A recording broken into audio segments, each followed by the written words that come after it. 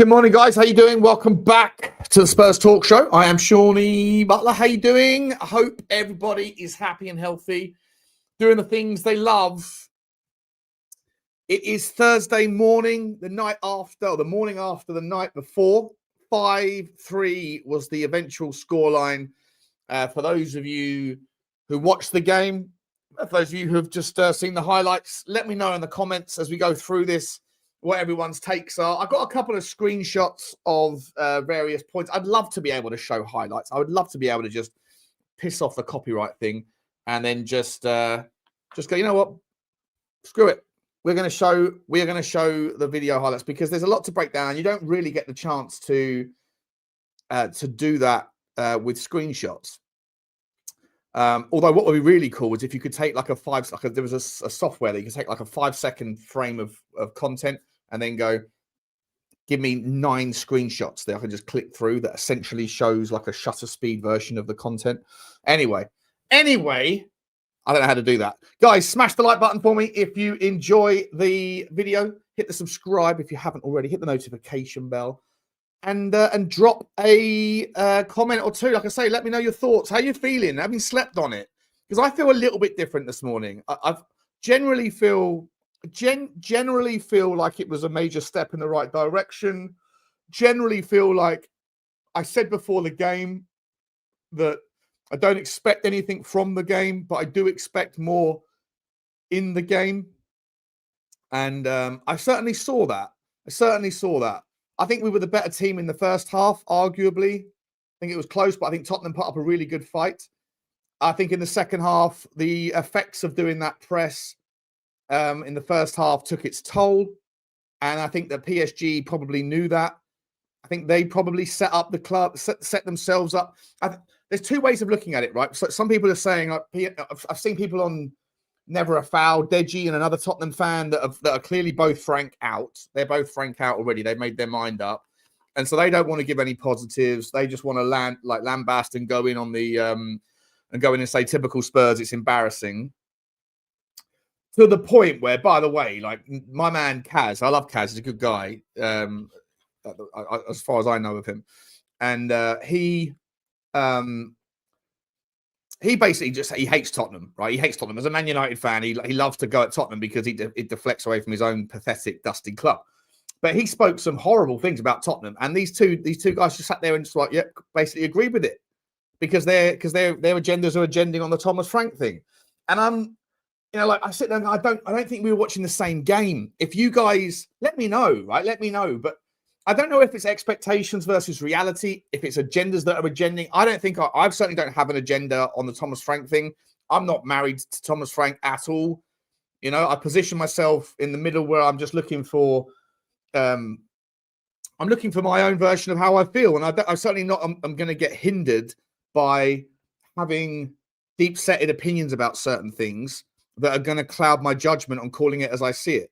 I think I needed to see something yesterday that was a marked step up where the effort of the team showed that they basically dismissed any potential conspiracy that the players are already have given up on Thomas Frank. Because if there was like consistent, consecutive lacking efforts, that is a representation of losing the dressing room. Dressing room, but it doesn't have to be bust-ups, fights and squabbles and public disagreements that are a sign of dissent from the players to the managers, like that Ademola Lookman thing with Uric, whoever started that one. That's like a public demonstration of like an unwell dressing room. It doesn't have to be that way. It can all look calm on the surface, but if the team that goes out every week just isn't really playing or trying or looks a bit clueless or rudderless, then I think that is a demonstration of a lost dressing room. And I was slightly concerned that maybe there were players in the team, or maybe the team generally are not enjoying the football, and they know that if they can expedite this whole process, by sort of throwing their toys out of the pram and not performing. And over the last few games, there's been enough consistent evidence of that for me to be a little bit concerned that was the case. Last night saw none of that. We saw a new tactic, a new system, a new model of playing 4 midfielders at the same time. And first of all, I think that we have to digest what that looks like. I think we attempted to play something like that at when Chelsea came to our place, but then Berghvall getting his concussion sort of threw that off very quickly, and so consequently, lots of things to sort of to dissect. We didn't play with a back five, back three, whatever. We played with the back 4-2-2-2. I think we can land on now that Bentancur was next to Pape Sarr in a double pivot, and then in front of them was Sarr and Berghvall.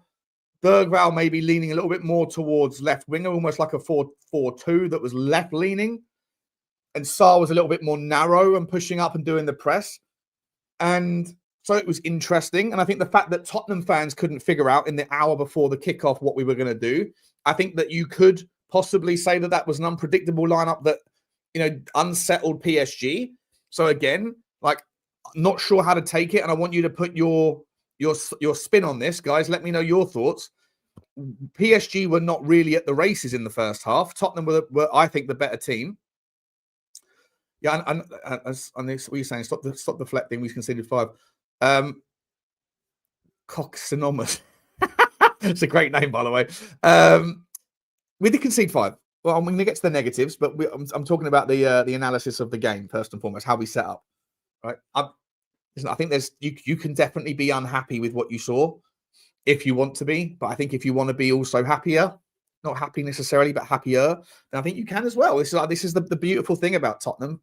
There's always something to digest. It's never woeful and it's never fantastic. It's always a shade of grey and it's subject to change, right? But I think, so I saw the people in the various commentaries that I saw after the game saying if they weren't willing to give Tottenham too much credit for taking on the European champions in their own ground and giving them a fight, right? Putting up a fight. Yeah, we might have been beaten by the better team in the end.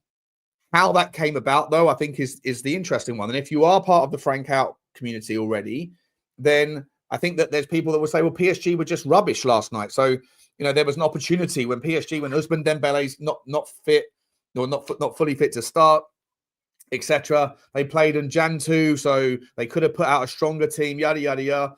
I think they went fairly full strength. Obviously, they couldn't play Hakimi. But Zaire Emery was a good played well. The back three on the other side, the other part of the back three was normal. The midfield three was the best that they have, and the front three had 2 of their outstanding choices. They could have had Desiree Doué and obviously Ousmane Dembele, but they didn't because they were injured. So they went as full strength relative to their obvious options as they could, and I think that Tottenham caught them off guard. I think that they probably. I don't know whether it was just PSG were underwhelming in the first half, or whether the fact that we were a little bit surprisingly set up. I'm sure probably Luis Enrique set the team up thinking that Tottenham would play with a back three like we did in PSG, but we didn't. We played the ball. We weren't just lumping it long. We did utilize the long ball when necessary. And I thought that, it worked really well. Richalison and Muani had a nice little partnership last night. Lots of positives there. We'll talk about the specifics in a second. I think that I saw really nice things between Sarr with his pressing in the front of that kind of midfield 4. That allows you to get forward and allows you to win the ball back high up the pitch, and it allows the sort of team to move up with the press, right? It's that fast, ferocious press that Pape Sarr can do. I think Pape Sarr had a couple of mistakes there in the second half that will chip away at his overall rating, and people will remember that. But I would urge you to remember what he did in the first half. That for me, I thought was very much the kind of focal point at times of us getting able to get out and to make that kind of that sort of mid-block work, mid-block with a high press. And I thought it was really, really interesting. And I really liked the partnership that was emerging between Berghvall and Archie Gray. And Archie Gray didn't disappoint. I think he got tired in the second half, but in the first half, I thought he was really good playing alongside Bentancur. I think there's more than enough reason there to sit there and think, in his mind at least, you know what? They did throw me in the deep end in the midfield. They did. But he wasn't alone playing a lone 6, which we know he probably can't do. He's not physical enough. But to play in a double pivot that has that sort of structure around it, where the mid block is and the high press is happening, he can get on the ball and pass very well, and he can get forward and also contribute going forward, which isn't something that maybe other players in our team can do. Bentancur, for me, I think he did quite well. I think he pressed well for the third goal. I think it was for Colin Mwani's goal. I think he pressed really well and was the structure there. And I didn't think he had a bad game with the ball. I think Tottenham generally had a good game with the ball.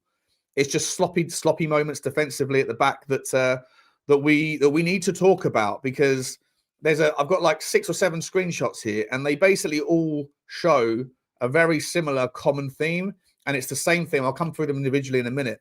It's the same sort of theme that happened against Arsenal, and even though we played with the back 5 in that game, and it's the same sort of thing that happened against PSG in the first encounter back in August.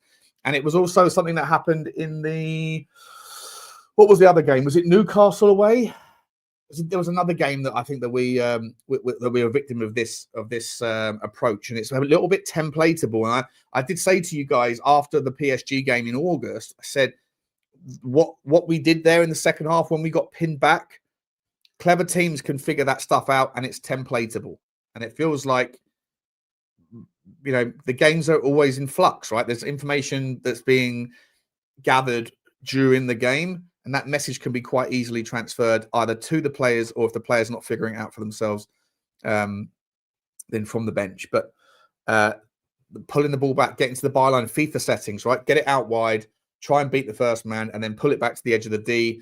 And then we have problems closing them down. And I think that 2 or 3 of the goals that we conceded last night could possibly have been avoided if we had been more focused and paying more attention. But I don't think those things. I think part of that solution has to be coming from the coaching staff to get them prepared and make them aware of that situation. But I do think that most of the goals that we conceded last night were from human error, from either lapses in concentration or just mistakes or unfortunate circumstances. Like the penalty that we conceded, I don't know how Romero's supposed to slide in the box with his hands by his side. It's not natural. It's a stupid rule. It's a stupid rule to expect the player to slide in like he's on the luge in the Winter Olympics. I think it's ridiculous. But the rules are the rules. We'll talk about that in a second. Let me come and say hello to some people, see what's going on. Wolves is in the house. Big up, Shawnee. Facts, Tottenham offer far more than other games recently. Yeah, exactly. It's definitely a fact. Definitely a fact. But was it enough? No. Were we expecting any more? I was just expecting that was more than I expected. I was really entertained last night. I thought it was a fantastic game of football. You know, and that to me is the minimum expectation that I want to see from watching my football club. You know, I want to see a good game of football, and I want to see Tottenham try and fight, and then let the chips fall where they may. People are saying, though, that we went back to Ange Ball settings just because the scoreline represented Ange Ball style stuff. But it wasn't. We weren't playing gung-ho football. We were organised. There were just a few moments, which we'll come to. Big up to you, though, Wolsey. Matthew saying, nothing about this performance was fantastic. Like our fans are saying. We are gassing ourselves up over a disgusted performance in the second half and a good first half where PSG didn't perform that well. This is the point, Mike Matthew, right? So, first of all, I don't think it was fantastic. I think it was a much improved effort. But what I would say is, why were PSG poor in the first half? Were they doing it by tactic, right? Knowing, Tottenham are pressing here, we'll set off, we'll sit back, and then they'll tire, and then we can just turn it up a gear when they're a little bit more tired, let them wear themselves out. That's possible. That is possible. Or was it forced? Did Tottenham just catch them unaware by us doing the press? Did we want it more? Probable. I think it's a little column A, column B, personally. But I thought that either way,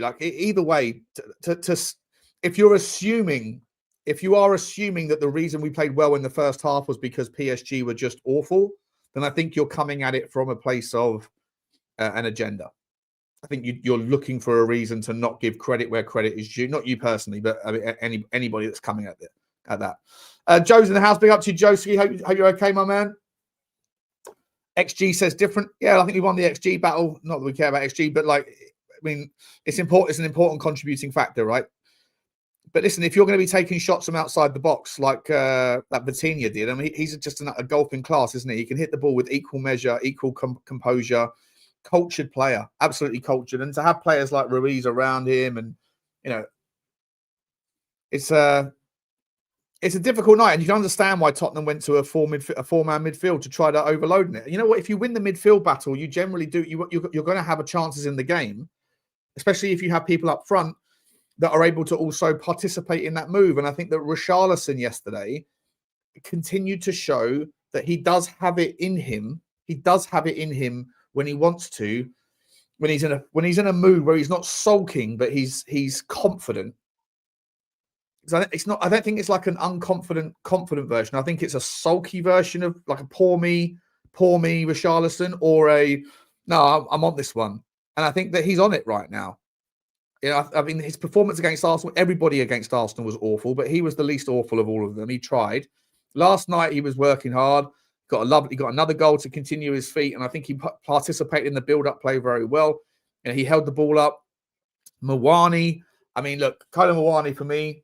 Again, you have to wonder, is this just a flash in the pan from him because he was playing against his parent club, or are we starting to see now a fit version of Mawani that's going to get some minutes and that can be utilized in a variety of ways because he can hold the ball up. He's a big lump. He's a big, tall guy. He can win most headers. He did win most headers against Pacho and against I forgot his name. Who's the captain who plays 500 games last night? I'll think of it in a second. I can't think of his bloody name. Marquinhos. That's it. Marquinhos. And he won most of those headers. And held the ball up well. And he's got nice little depth of touch. Like he can bring the ball out with his feet as well. He run with it. I think Kolo Muani, a happy, motivated, healthy Kolo Muani will be able to solve or to be able to offer some more going forward. I think it's a really important thing to hopefully get us through till January, score enough in the Champions League games to make sure we're in the final 16 or final 32, whatever the playoff, and go from there. Let's find out what else is going on in the chat. Jake Evans, good morning, my content creator. Not a great night last night, but there are some positives to take from it. We are a massive work in progress and process. And I think people need to have a little more patience. Yeah. Let me put a poll out. We'll see how you guys are feeling about this morning.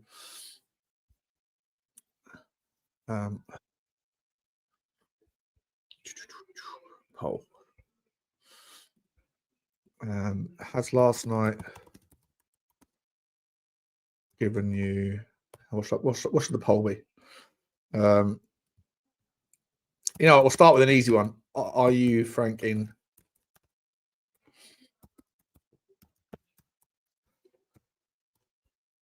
Just two options right now.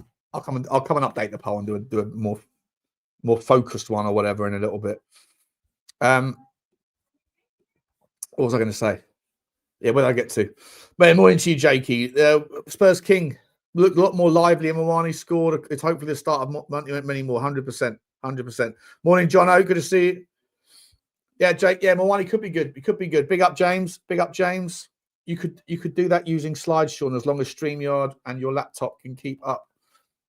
Yeah, but I don't want to have to go and take all this. I want to just have like a tool that just I go like, okay, from this point here, take a screenshot every 0.2 of a second for the next 4 seconds or whatever. And then automatically group it into a file that is named, that I can name, so I know that these 5 screenshots are for this particular moment or whatever. That would be helpful. Someone out there tell me if that tool already exists. Morning, James. Morning, Chris J. Zinkuma. It's hard to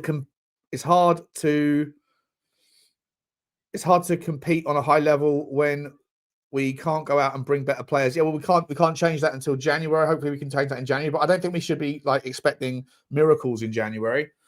I think we should be expecting maybe a big name purchase if we can get one done, and a loan deal.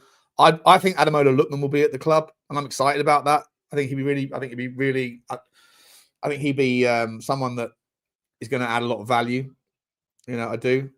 Because I think we had this conversation last night. I think Connor made a really good point last night. He said people are angry at individual players because they're not top draw. They're writing them off, saying that they're shit because they're playing in our first team. And once they're in the first team, then you judge them as first team players, but they really shouldn't be playing in the first team as often as they have to be. Players like Berghvall, players like Archie Gray, players like Odebear, players like I mean, maybe Mathys Tel is slightly different because he cost 40 million quid, whatever. But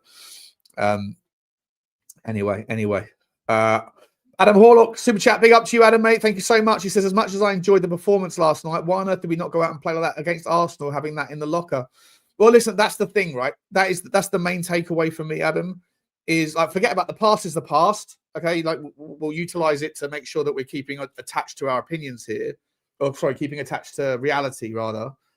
But like when you see a performance like that, and if you give the fact that in the first half we were the better team and that PSG weren't at their best, if you give us the credit for that by saying that we played in a way that didn't allow them to play that way, not that they were just having a bad night, then you have to stop with the conversation of we can't do any better with the players that we have, because we clearly can. So people that, again, if you're on the Frank out train and you're making those sort of assertions, then I think that's poor. And if you're on the kind of Frank can do no wrong thing, and you're saying, and then whenever there's a shit show performance, it's not Frank's fault, it's the fact that the team isn't good enough. Well, there's clear disparity between the performance against Arsenal and the performance against PSG. And Arsenal might be the best team in England, but PSG are no mugs, right? They're the European champions. And we went away from home to their gaff, and I think we gave them a real fight. Even when we went 1-0 up, they pulled it back.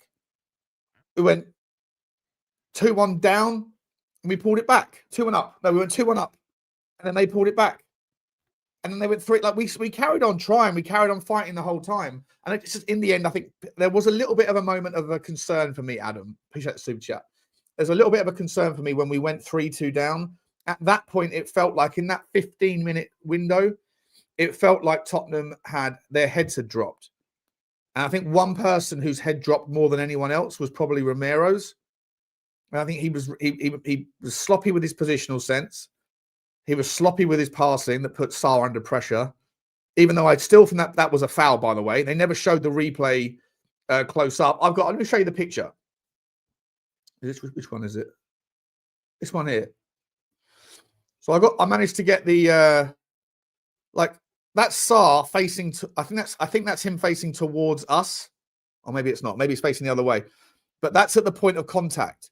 His feet are clearly around the ball and in front of the ball, right? I couldn't get the main screenshot because it was difficult to see it. But I don't know how that wasn't checked for a foul, because whoever it was who came in from that side, was it Ruiz? I don't know who it was. Whoever came in from this side here, from the left-hand side, he smashed into Sarr. But look where Sarr's feet are.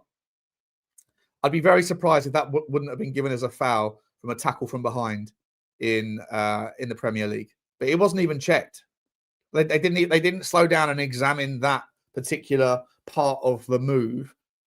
And then by the way, when this guy here on the right, I'm not sure who that was, who's on the right hand side there, he puts a delicious back heel through for the goal scorer to come through. But I still think that particular one is unfortunate. But this is really what I want to talk to you guys about, right?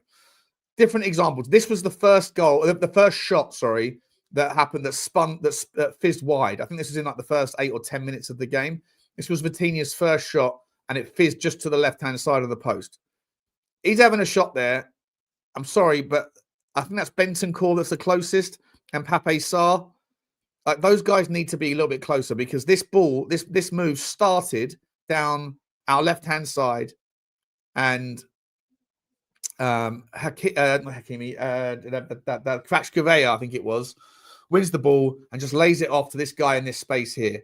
And against PSG, we should have learned a lesson from the first time that they're masters of shooting from around the edge of the box with too much distance, too much gap.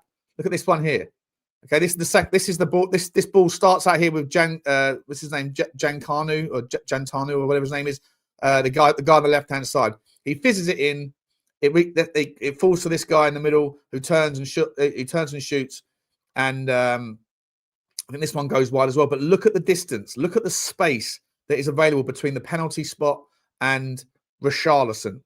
That is a massive golden pocket of opportunity. And this is what PSG did to us time and time and time again. And Vitinha scores a hat-trick last night. 2 of those 3 goals from that sort of area. The third one from a penalty. But on top of that, he could have had 2 other goals from shots in that particular area. Eze scores a hat-trick from that area. Tottenham sitting a little bit higher. Their line is not as deep, right? Although you could make the argument there that I think that's Romero and Van der Ven are sitting there pretty much on the 6-yard line box. I was generally fairly okay with the spacings between the lines last night. I think it looked quite equilateral, right? There was generally about 5 or 6 meters between the defensive line and the midfield line, and it looked fairly organized. But in those moments when the ball gets, this is all in the first half, by the way. This is all in the first half. We're getting sucked a little bit too deep, and then there's just that pocket of opportunity, and that is templatable. Every team will look at that and see that if Tottenham are defending well, defending a little bit deeper, then you just pull the ball back, FIFA settings, right? Get to the byline and then pull it back, L1X or whatever it was.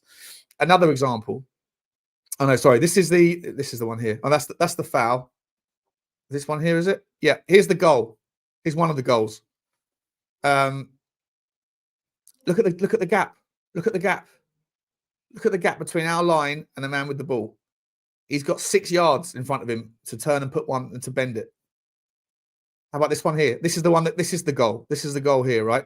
So Romero's realized. Romero actually starts this particular run because Romero's the most advanced of those 3 men in the pocket there.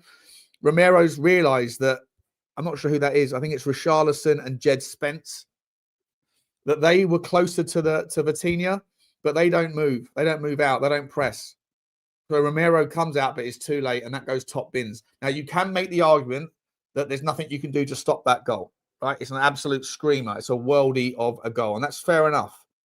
But to me, you don't let it get to there in the first place because we're on the edge of the D, and look, he's a world-class finisher, but you have to press him, and you have to close that down earlier. You take away the opportunity. I'm not saying you can do it all the time because obviously if you're always worried about that, then there'll be a space somewhere else. But you have to be aware, and it's been templated against us now with 3 goals from Eze, similar areas. 2 goals last night, could have been 3 for Vitinha, similar area. It happened last year in August with Kang In Lee. It also happened earlier on in this season. I can't think for the life of me from where. Let's look at this penalty. It's not a penalty, sorry. Let's have a look at this was the corner kick, right? So you've got 3 players. Again, I think that's Richie, Sarr, and Romero. And it's Pacho that's the first one to pounce. Pacho that's the first one to pounce on that. Poor positional sense for me. Sloppy, sleeping at the wheel, not paying attention. An unnecessary goal to concede. And I think that was the 4th goal, wasn't it? Which we sort of put the game to bed in terms of a competition. So I'm not sitting here just focusing on the negatives, but I'm just sort of, this is my sort of takeaway as to like the fact that despite we beaten 5-3, I don't think this was on Thomas Frank. I think they were just on like obvious. I mean, you could make the argument that these sorts of things need to be cut. These things need to be coached out. Okay, this one here, this one here, this one here, and this one here. I think this is the. Which goal was it? Was this the goal as well? I think this was the goal as well. But I mean, they're slightly closer. They are slightly closer. I think this is the goal because this is the left foot from Vitinha. Bentancur sort of turns his body and sort of moves it out of the way a little bit, which was a little bit of a shame. But we're slightly closer there. But he still worked an unbelievable angle. Excuse me 1 second. So this one was just, I think, a worldie. I'm not sure about the positioning there of Vicario. Could it be a little bit further across? Maybe not. Not too. I'm not always certain about goalkeeping positions. But in all of these areas here, we need to do better to close these players down. Otherwise, we're going to have a lot of issues. Let's come back to the chat and see where we're going. Big up to you, Steve Dyer. Big up to you, my man. I'm happy with the progress, says Adam. Simon says, we were way more progressive last night with Sarr, Lucas and Archie much improved. And these fans saying Frank out, never have a solution. We need to stop the managerial merry-go-round. Yeah, I'm not Frank out.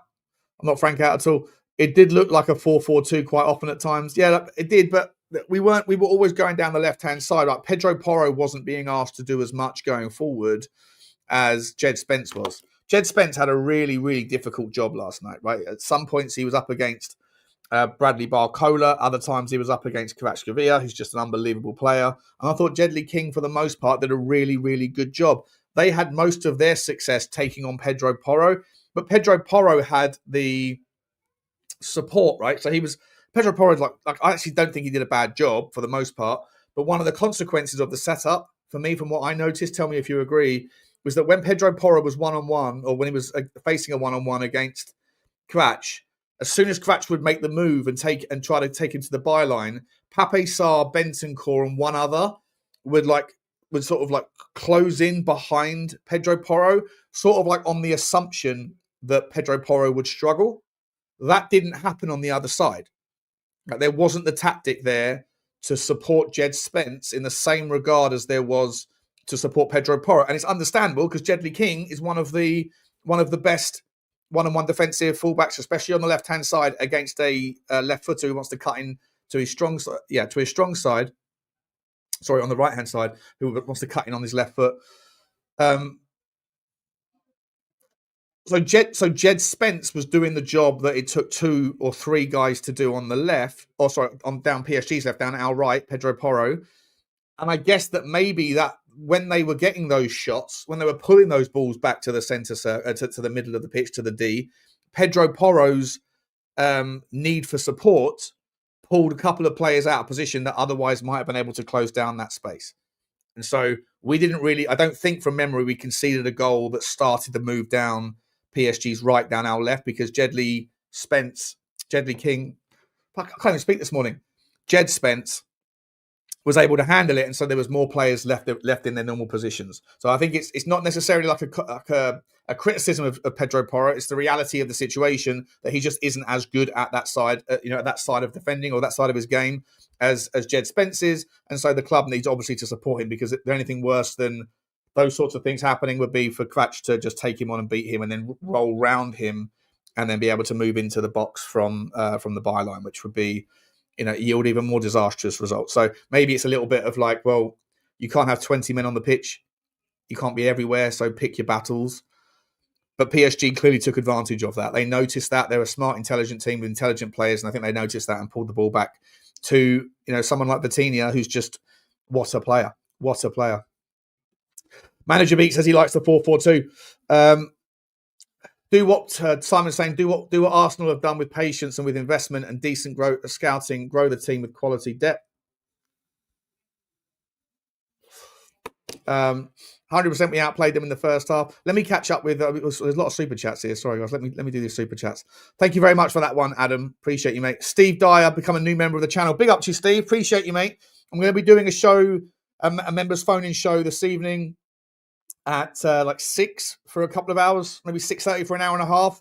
So I won't, depending on how many people want to come on. There's usually only about 4 people that ever want to come on anyway. But if you are a member, check in the community post section of my YouTube channel, and you'll find the StreamYard link at about 6 o'clock. And then just come on, first come, first serve. But I've got to be off by 8 o'clock for the Spurs 5. So, but I appreciate you, Steve. Thank you very much for your support, my man. The Big D says, big up to you, buddy. He says, is it a loser mentality to be happy with seeing Spurs put up a fight and attack? Even DOH, we conceded 5.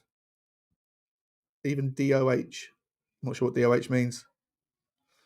Even DOH. But the big one is against Fulham. For me, yeah, look, we have to take advantage. Sorry, I don't know what DOH means. Is it a loser mentality to be happy with seeing Spurs put up, fight back, and attack?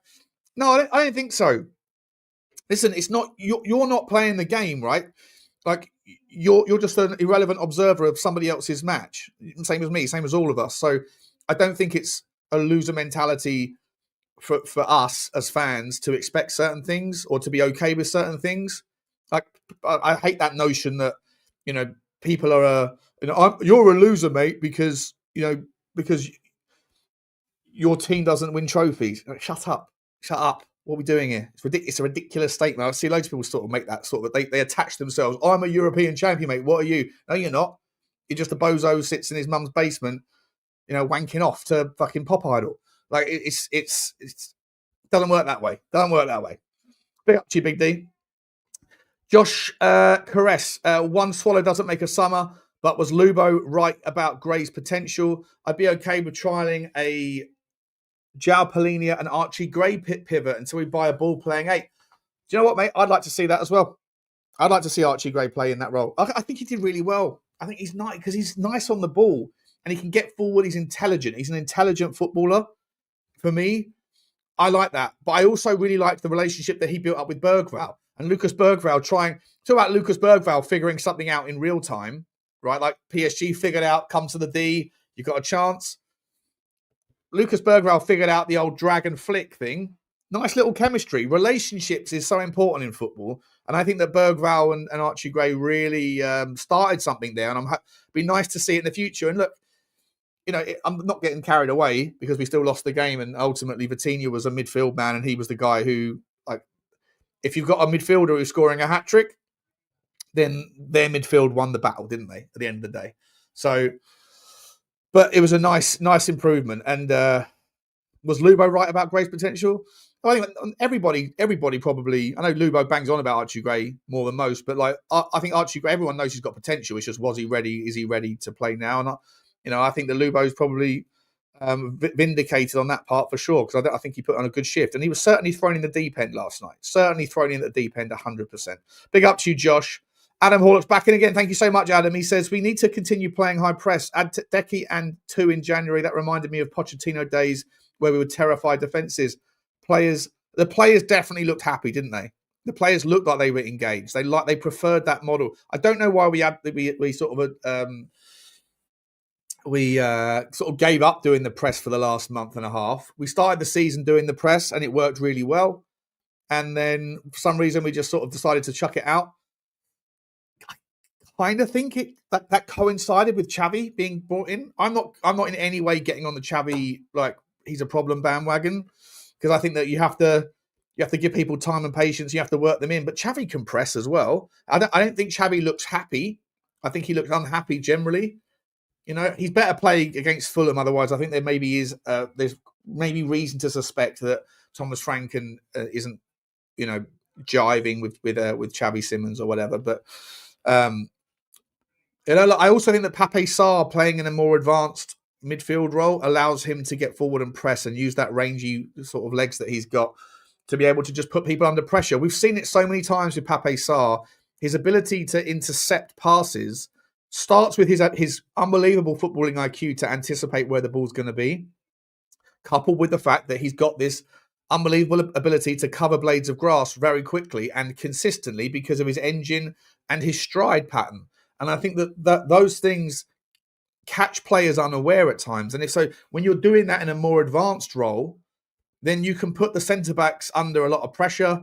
And then if you've got the certain triggers where people like, you've got Richie that's also willing to press as a team, then you can get the ball back in high places. And that, to be honest, that's what happened last night for our third goal, for Mwani's goal, with Bentancur, who stepped up and pressed. I forget who it was who came away, who he got the ball off of, and it fell to Mwani, and it was a great finish.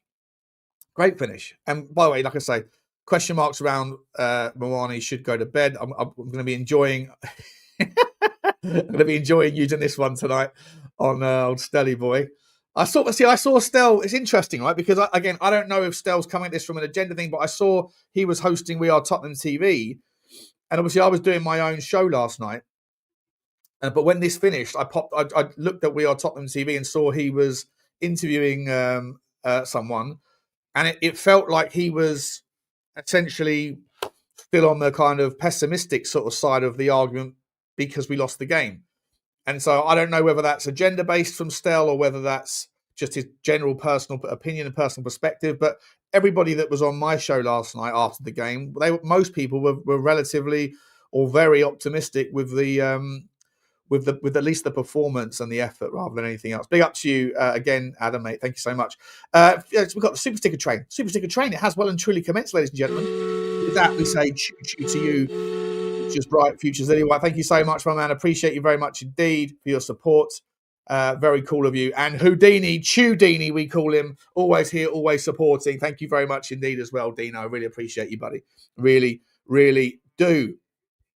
Let me get back to let's zoom forward to the front of the chat. Let's see what the chat's saying. Cox Enormous is saying we fought ourselves. The first goal should have been avoided. How in the F can you give a player like Vitinha that much space for a free pop at goal? Yeah, well, that's what I was trying to break it down. I think that part of the narrative is, for me, is if it's coming from the left-hand side, from PSG's left against Porro, when they were trying to take Porro on, there was, I think it was, unless it was taken upon themselves to do it. It might be a tactic, I don't know, but there was at least 2, sometimes 3 Tottenham players that were almost assuming that Cratch or whoever was going to, or Bradley Barcola or the other fella, Jantanu, I forget his name, were closing in. They were closing in on the assumption that he was going to beat Pedro Porro to the back line, to the byline. And so if you're doing that, then you're taking 3 players out of position elsewhere. So if that ball then gets recycled round, there's going to be space. That didn't happen as much from Jed Spence's side. So certainly something to learn, a lesson to learn there.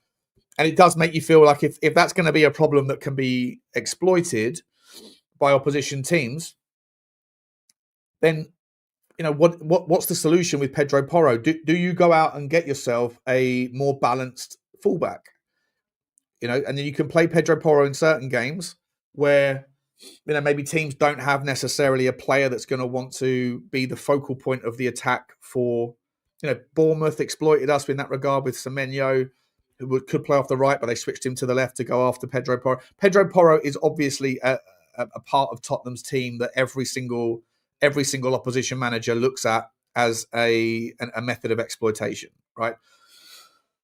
But Pedro Porro is also a player that when he gets on the ball, he's someone that, without the midfielder that we need, who's a real ball player, he's the guy that can start the passes and start the moves up towards Kudus. Look, I'll say it again, Kudus for me is people think of him as our best winger because he holds onto the ball as well as he can.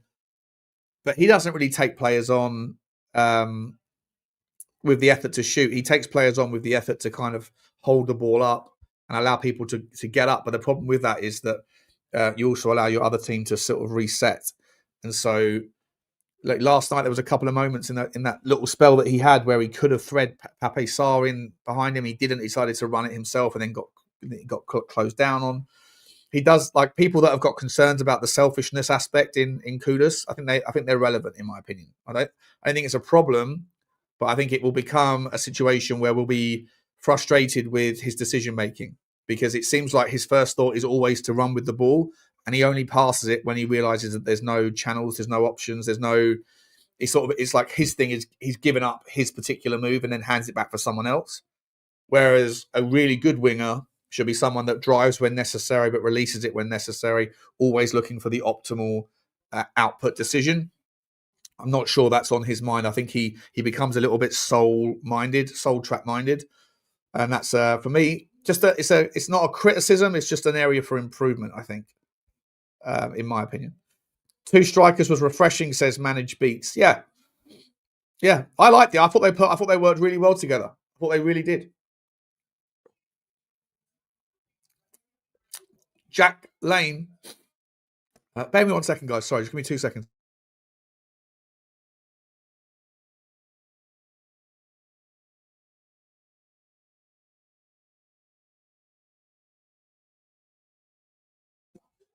Sorry about that. I just had to blow my nose.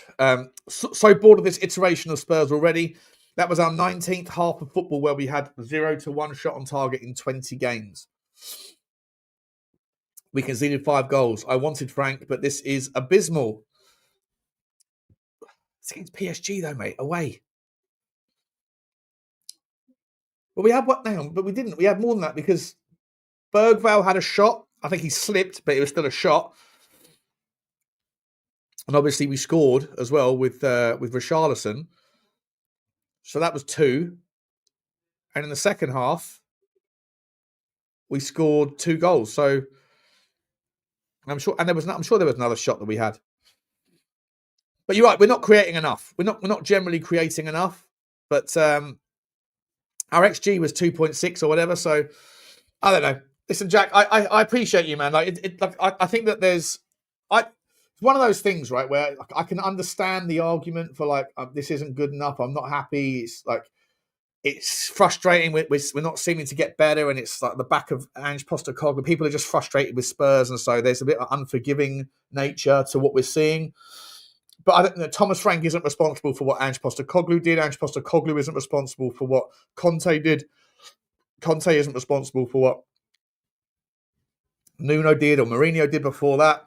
And all of them are not responsible for what the club did with regards backing the managers and picking the right players and identifying the right talent. So, like, sometimes I think we are guilty of allowing our general frustration. Like when you're in a bad mood, you're hungover or you're not feeling great, you're in a bad mood, and then like you get just a series of things that irritate you, and then like all of a sudden you snap and you have an argument with someone that hasn't really done anything wrong, but you're snapping at them because you're in a bad mood about other things. I think part of that might be something that's going on a little bit with Tottenham fans, where they're kind of unforgiving with regards the what's that? What did I just see? Someone saying, "How's your father, Saba?" I'm not Saba. Saba's on in 15 minutes, I think, and I'll be sending you guys over there. Yeah, Cox Enormous. Yeah, you had me laughing with Sean. Yeah, Cox Enormous. It's a great name. I like it. Oh, there he is. There's Saba. Put Kudus with better ball players, and he will look really good. Yeah, but he has to also learn when to release it. He has to. I'm not criticizing him necessarily. I'm critiquing him, Sav. Critiquing. By the way, guys, at the end of this show, in about 15 minutes' time, I just wanted to jump on for a quick hour with you this morning, and then I'll be redirecting everybody over to Sava at the end of the show, and I'll probably try and jump on there for a little bit as well. Oh, it's 12:30 now, is it? Okay. You can move back to 12, mate, because I was only going to do an hour. Don't move it because of me. Dexter, we just played the two best teams in Europe. Get better defenders. Well, this is the thing, mate. Like, get better defenders. I don't think we're going to be improving our defence anytime soon. And so if you're not happy with the defence, like most people will sit there and say the priority list in no particular order, left winger, striker, ball-playing centre-back, then maybe some sort of depth as a left-footed, left-sided centre-back. Sorry.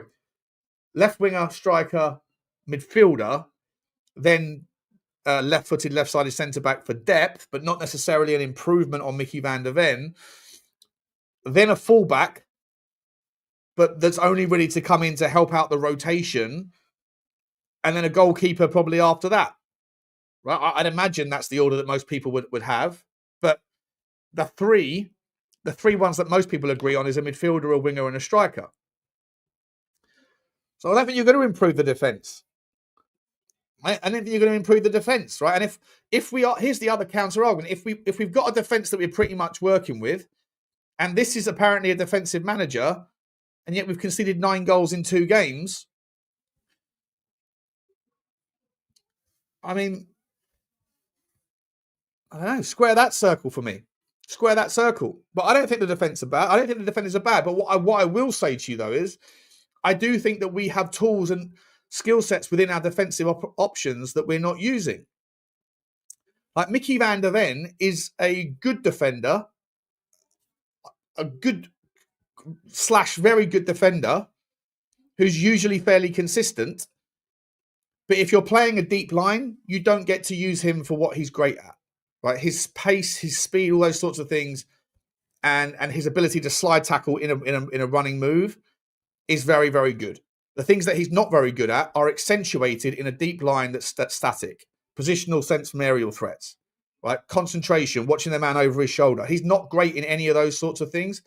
And so we're kind of setting up, not for the most part, not so much last night, but in previous games, we're setting up in a way that almost highlights some of his vulnerabilities and doesn't help him with some of his strengths. Now, I know that his strengths, people will make the argument and say, well, if you're saying we should put him in a situation where he can drive with the ball, you're going to tear up his hamstrings. Maybe, maybe not. Like I hear that's a concern, but then, he's not worth the player. You might as well sell him to someone else and let that be their problem if you're not going to use him for what he's good at because of the risk of injury. You might as well sell him for 100 million quid and go and get someone that's just rock solid, like Milenkovic, someone like that from Forest who's just brilliant in a deeper line, if that's the way you want to go. But Micky van der Ven isn't necessarily the problem. I'm just pointing out like that there's areas of vulnerabilities in his game like there are in everybody's. And I think that if you're playing a deeper line, you kind of highlight them a little bit more. And if you're playing more expansive football that allows him to break the line or whatever, or play him as a left back or whatever, then you're accessing more of his power points. But obviously you are then also running the risk of getting his injuries. Romero, when he wants to be, when he's on, when Romero's focused and paying attention, he's top draw. But all too often, he either has a moment of madness, not always represented, by the way, in like crazy red cards, like sliding tackles, but just, thoughtlessness sometimes. And, you could say, well, like the best version of Romero is a world-class defender, but he has this sort of like this gene where he sort of goes to sleep. But you know what? One of the key components of what you would put as a defensive profile is your mentality, right? How much can you concentrate from certain set pieces? Are you focused? Are you disciplined? All those things. Those are the components that make up a defensive profile. And I think that he he sort of disappears in those areas. And so I don't think people that would say he's world class, for someone to be world class, I think you have to have those mentality points consistently checked all the time. And I think there's too many times, all too frequently, that he can be great for a half. He can be world class for 70 minutes and then fall asleep, or he can be great for 3 months and then have a few bad games. World class centre backs don't do that. World class centre backs are fully focused, fully concentrating, and fully ticking every box in his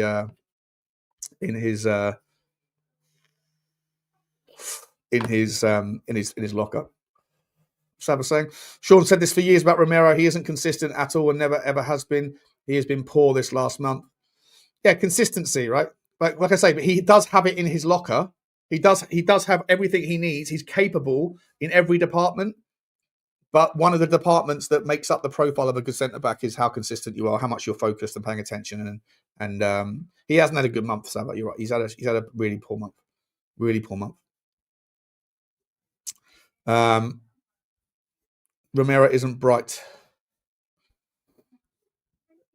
I don't know. No idea. Robinson makes so much sense. Homegrown pace can cross as well. Yeah, I love Anthony Robinson. But for me personally, though, I've said it before, I prefer Jed Spence on the left. I really do. I think Jed Spence is a better left back than he is a better right back, in my opinion. Because again, playing to someone's strengths, right? If you're like, he's not as good with the ball as Pedro Porro. And if his major highlight is him doing one-on-one defensive work where he wants to show people onto their stronger foot because it's his stronger foot, that doesn't work on the right-hand side. It does work off the left. I think he's better on the left-hand side than he is on the right personally. But I definitely think we need another fullback. Now, I'm fine with Robinson, by the way. I'm absolutely fine. I think he's class. I'd be fine if Rico Henry at Brentford can stay fit until the end of the season. I'd be all over him. If his injury problems are behind him, I'd be all over Rico Henry. I think he's a fucking class left back as well. Class left back.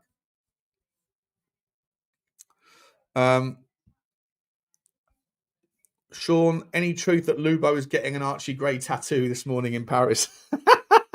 From Paris with love. A picture of Archie Gray on his arse. I feel safer with Danzo. I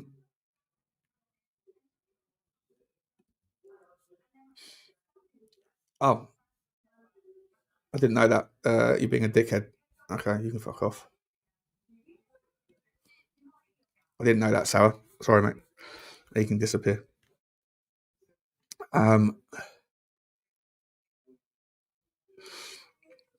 Yeah, apologies, mate. I didn't know. What was I saying? Where was I? Yeah, and in terms of other fullbacks that you could go to in the Premier League, I mean, Kenny Tete was available, wasn't he? Before he signed the new contract with Fulham, he would have been balanced. He would have brought a lot of balance. He's a quite a quality player. You know, there's loads of right backs out there. It's not an unsaturated position. Sorry, it's an oversaturated position in world football with lots of talent. I think we definitely need someone who's got more defensive ability. You should think back to Emerson Royale, right? He's like the inverse Pedro Porro, wasn't he? Emerson Royale, not particularly good at all at most things with the ball, but one of the best at defensive corners, like back post managerial, back post positional sense, managing that. I'm not saying bring Emerson Royale back, but I'm saying it would be nice to have a little bit of yin and yang, have a balanced right back, like a player that can get forward and with the ball in, but a player that knows how to defend set pieces and all those sorts of things. But yeah, so 5-3. We moved to Fulham. I want to ask everybody. Let me see, what did everyone get to in that poll, by the way? Let's have a look. See what the poll's saying. The poll is 85% Frank in. Good. Yeah. Well, I'm certainly got Frank doubt. I certainly have doubt about the guy. I was never all on board him. Never, ever, ever. Right.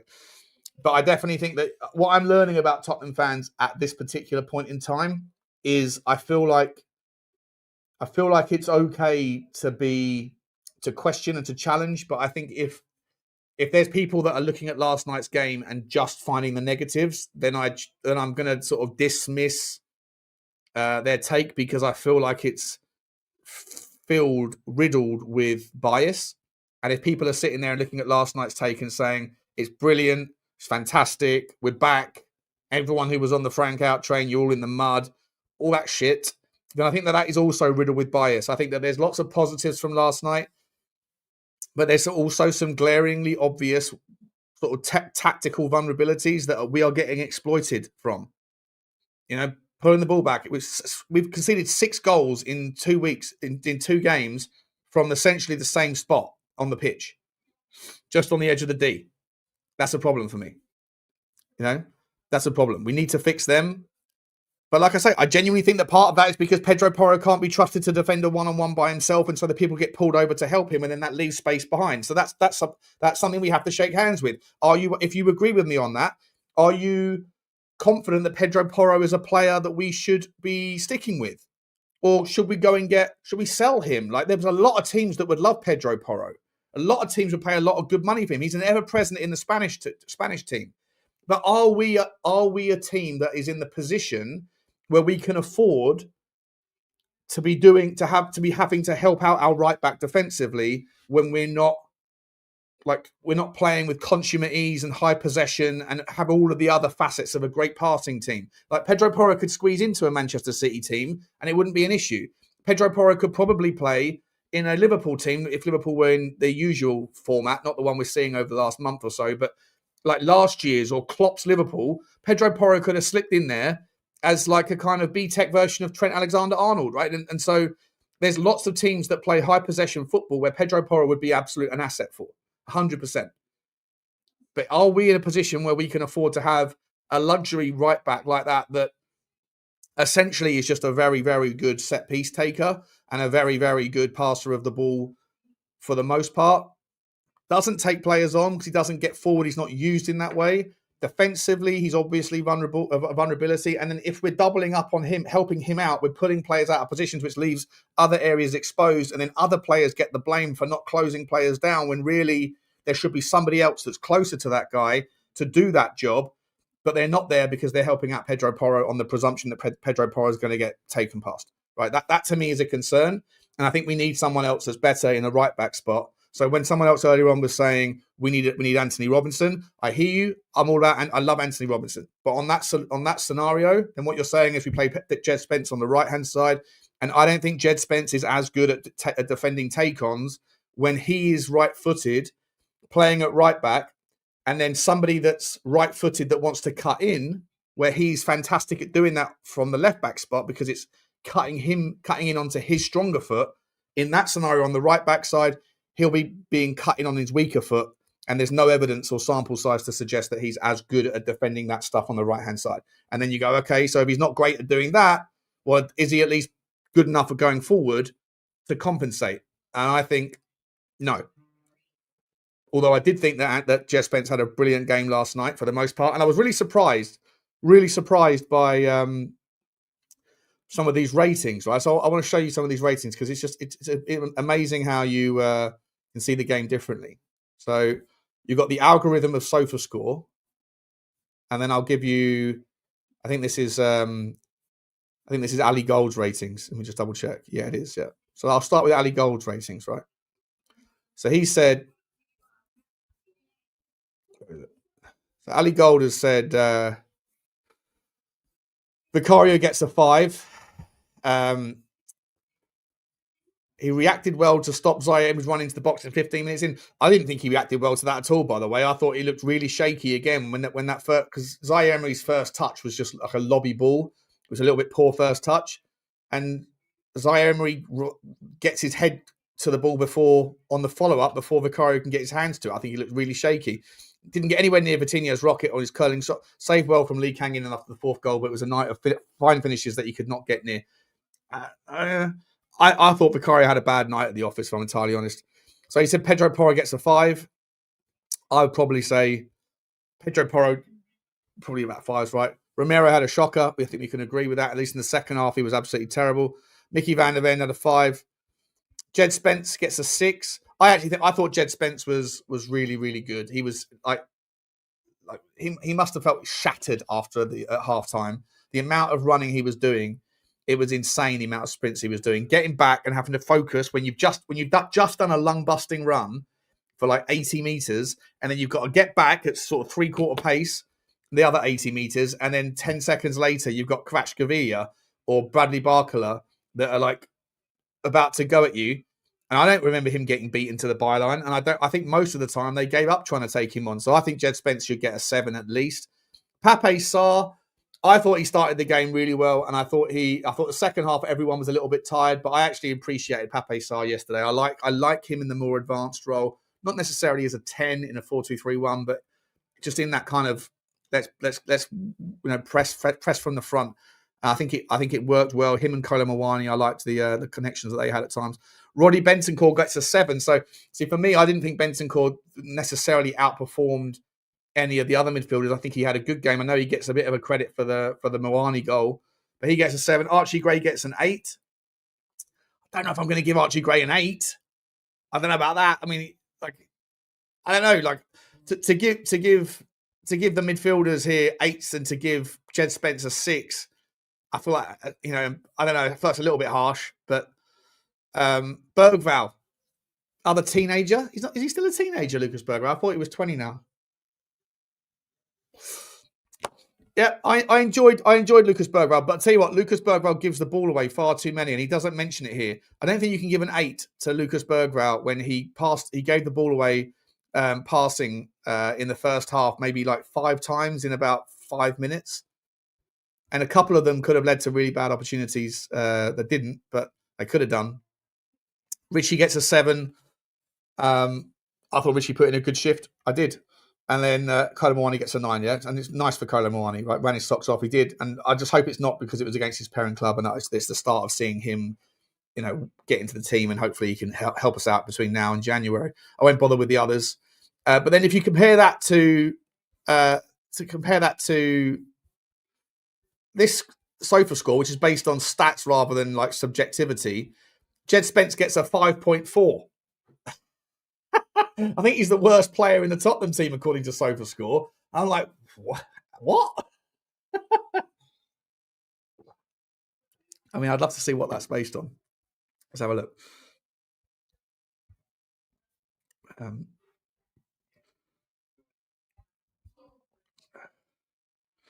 So he won 1 tackle, intercepted once, recoveries 3. Okay, so he didn't win it. He lost most of his ground duels. Fair enough.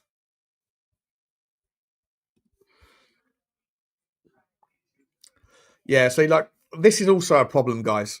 And I think Sava's been saying this for a long time about the passing in the team. I think it's fair and relevant, right? I won't go through the individual stuff, but let's have a look at the stats personally, right? You've only got 290 passes. Only got 290 passes, right? It's not on this one. It's here, PSG versus Tottenham. I think we had an 80%, 81% pass accuracy versus 93%. That's the difference. That's the golfing class, right? That is the golfing class. Pass accuracy. If you've got 567, I know there's context, like what sort of passes, long, medium, short. If you're passing that much, most of the time it's going to be sort of just short passes and the other team are stepping off. I know there's no context in the stat, but just generally speaking, if your average pass accuracy is 81%, that to me needs to be far higher. Needs to be far, far, far, far higher. Who's the best, Rice or Vitinha? I mean, look, they're both fantastic. Or Caicedo. They're different sort of caliber. They're different midfielders, though, aren't they? Different midfielders. But Vitinha is just an absolute disgrace how good he is. Like the fact that he can hit the ball with both feet with such composure and control really is something special. Pedri up there as well. Pedri's fantastic. Sean, see Ademola Lookman yesterday with a nice left foot finish and a lovely assist with his left foot. We have to get him in. Yeah, mate, I'm a massive fan of Ademola Lookman. I have been for years. I have been for a long time. I've never danced away from my thought that he is a very attractive option for Tottenham. The only concern is, does he pass the no dickheads policy that Thomas Frank has without anybody knowing whether or not it was him that was the dickhead, or was it Zurich that was the dickhead? Was it him that was the dickhead, or was it Gasperini that was the dickhead? I don't know. I don't know. Who knows? Who knows? I feel like there's a video coming on from that. There are known knowns. There are things we know we know. We also know there are known unknowns. That is to say, we know there are some things we do not know. But there are also unknown unknowns. The ones we don't know, we don't know. Love that video. It's always so fitting, isn't it? So fitting in so many things. I don't know, but just on the player himself, Ademola Lookman comes in and it would be sensational off the left-hand side.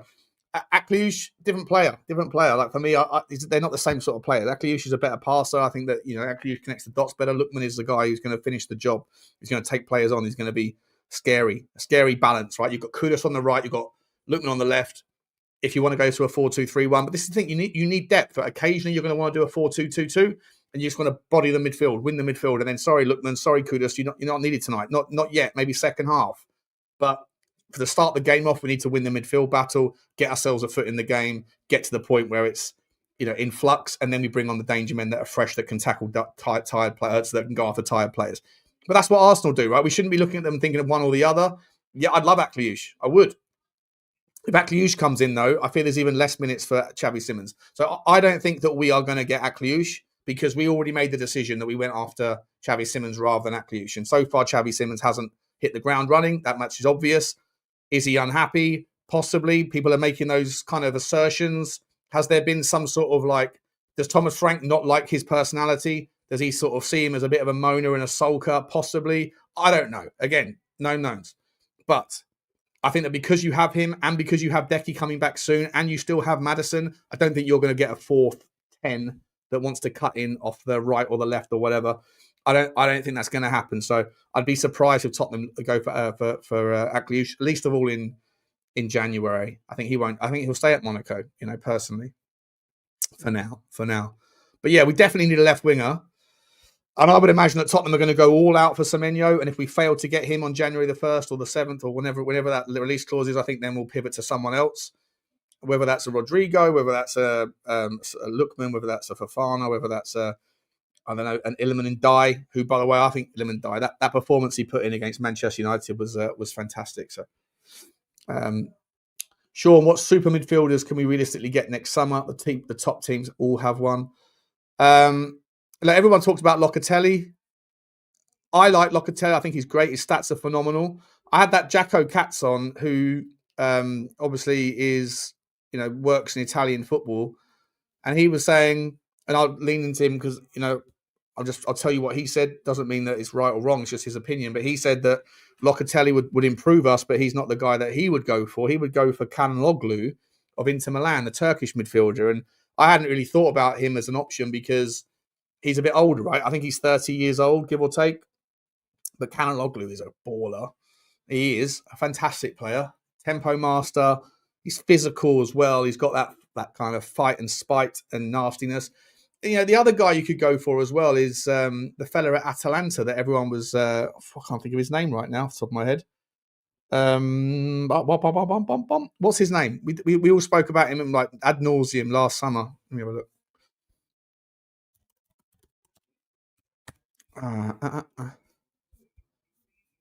The player I'm thinking of is Edison, right? Could you go and get Edison?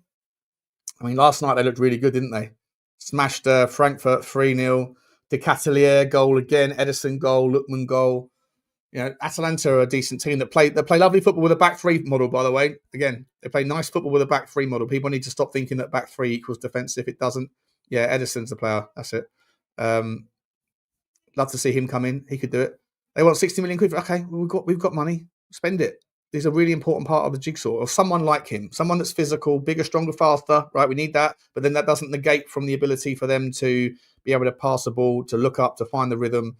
And Edison's played as a 6. He's played as an 8, and he's even got forward. And in that year when they did when they won the Europa League, he was such an advanced 8 at times in that sort of latter stage of that campaign. You could make the argument that he was conducting things almost in a 10 position in certain games. He's a complete player, a bit like João Gomez in the Wolves team. Started as a 6. Andre comes in, he gets promoted to an 8, and then he can really really control things more.